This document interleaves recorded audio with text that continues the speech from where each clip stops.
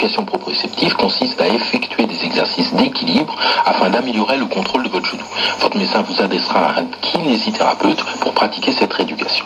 Alors le traitement fonctionnel est le seul envisagé pour les entorses bénignes. Il peut également suffire à la prise en charge d'une entorse grave ou être une première étape avant un traitement chirurgical. Alors en revanche, si un ou plusieurs de vos ligaments sont rompus ou si vous souhaitez reprendre une activité professionnelle physiquement exigeante ou un sport de pivot, votre médecin vous proposera éventuellement une chirurgie qui remplace le ligament rompu par une partie d'un de vos tendons appelé ligamentoplastie. La chirurgie sera suivie d'une rééducation de plusieurs mois et vous pourrez reprendre de manière progressive un sport de pivot que 8 à 9 mois après l'opération.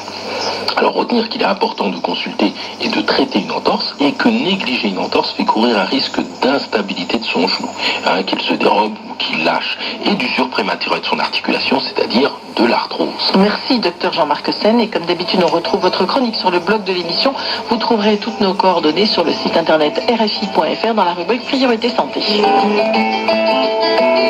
Et demain, on parlera de la sécurité routière. On attend dès maintenant vos questions au 33 1 84 22 75 75. Merci à tous et à demain.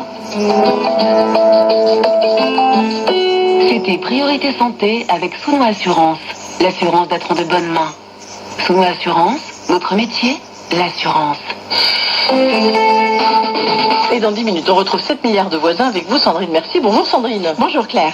Et vous nous emmenez aujourd'hui dans les coulisses de l'ONU, entre autres. Avec Célia de la Varenne. Donc que se passe-t-il vraiment sur le terrain dans l'émission de l'ONU? Eh bien, elle va parler vrai pour nous raconter toutes les arcanes de ces missions. Et nous irons aussi en Iran avec Mariam Pirzadeh. Elle est depuis 2 ans, elle travaille à Téhéran pour France 24. On se retrouve dans 10 minutes.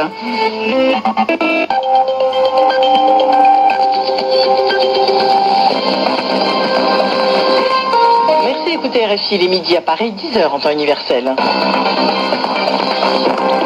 Et tout de suite les informations avec Fanny Blechner. Fanny, bonjour. Bonjour Claire, bonjour à tous.